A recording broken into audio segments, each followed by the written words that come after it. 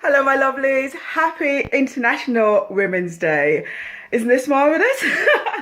And gosh, I was thinking, what should I dedicate today to? What subject should I really focus on?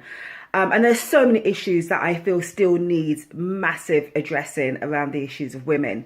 So things that jump to mind are things like relationships. I want to start talking more and more around those, because I still think it's put out there all the time that we need a man. I remember a guy saying that to me once. He goes, Ingrid, you don't need a man, do you? And I remember thinking, need? No, it's a nice to have if he's a good man. But no, I don't need a man. I don't want to touch on that because I still think it's a big old area out there that women are defining themselves by having a man, and the world puts it out there. This is where this belief comes from. The world puts out there that you are nobody unless you have a man. This is crazy shit. You know what I mean? And because of that, many women are staying in relationships that do not serve them. Okay, that's impacting their mental health, that is tearing them down, because their value comes from having a man. So I'm going to talk about that a lot more. I get it. I can understand why it's happening.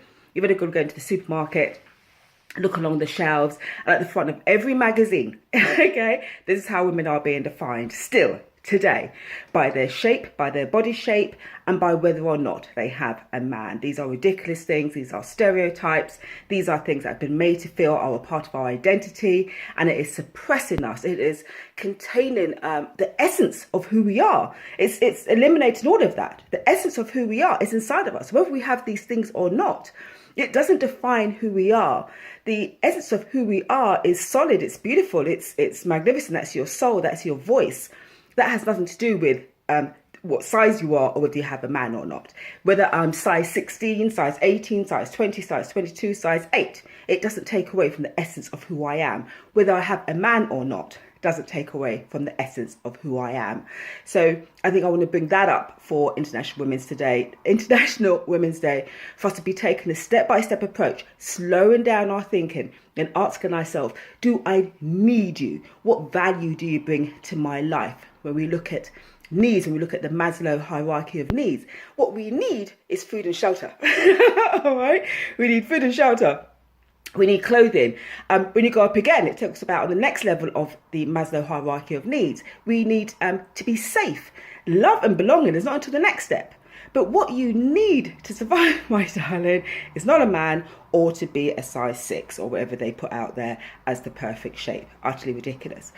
The other thing I want to touch on International Women's Day, because I feel that, especially with all this talk around coronavirus and all the rest of it, we're missing this bit about artificial intelligence. Now, I love technology. Do you know what I mean? I don't want to be like, throwing a dampener on technology. It is marvelous stuff. But something that's not being spoken about, especially outside of the tech realm, is the fact that artificial intelligence actually perpetuates the stereotypes that are already out there. The information comes from the data, it comes from the internet, and the internet, unfortunately, is riddled with stereotypes. And artificial intelligence actually perpetuates those stereotypes. And my concern about things like artificial intelligence is because it comes from a computer, we automatically believe it's true. But it's still churning out the same stuff that, women are less than, women of colour, women of different sexuality, different religion, all the rest of it. Being a woman is one thing. We are persecuted for that. All you need to start doing is adding the other labels, and you have a hell of a lot more hurdles to jump. A woman of colour, a woman with a particular religion, a woman with a particular disability. Let's not forget that kind of...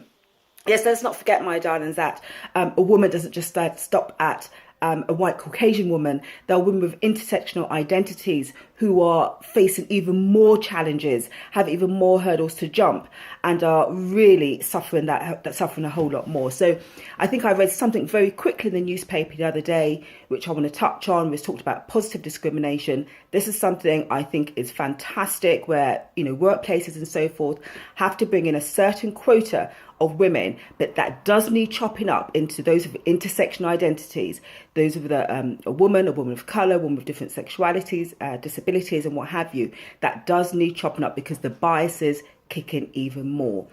And as you know, a big part of what I talk about is not just equality for women when it comes to workplace and so forth. My biggest gripe is the impact on our well-being, because these stereotypes become a part of our identity, and it means we are not reaching our full potential, and it means we are getting ill as a result. So, you know, I hear the whole workplace situation, there are people fighting that corner and doing a darn good job. My concern is the impact on women's well-being. This is a silent impact. No one really thinks about that. But if you're jumping more hurdles than everybody else, and you can bet your bottom dollar you're getting sicker than everybody else. So, my lovelies, I've got a squeaky door happening. Got to get some what do you call that? Some special stuff for it, isn't there? Must get that sorted. Anyway, luscious. So, like I said, International Women's Day, you know, have an amazing day, my lovelies. There is lots to celebrate about being a woman, but let's not forget, we still have a hell of a lot more to fight. It's, for me, I must admit, it sometimes feels like 10 steps forward and 100 steps back with all this stuff around artificial intelligence. I've been talking about this now for some years, and everyone kept thinking, oh, it's such futuristic stuff. No, it's happening now. Women are impacted the most because of it. Say from jobs, for example, these are the jobs which are the more administrative roles are being automated. Okay, women who are losing their jobs, and this is a big old deal. It is impacting the higher jobs as well. But where we've been made to believe over the years, conditioned over the years, that we were less than, we can only do these like little basic jobs. It so happens these are the jobs that we're doing, and we're the ones who are being impacted by artificial intelligence the most. But we need to get this out to the mainstream, not just in tech world. The man on the street needs to understand that. So there's lots to talk about, lots of challenges we're still facing, but bit by bit, step by step, my darling, we can go kicking those walls down. My name is Ingrid Marsh. This is Soulful Living with Ingrid. Happy International Women's Day, my lovely. Make sure you're following, and make sure you log into my website, ingridmarsh.com, for products and podcasts to set your soul on fire. Ciao.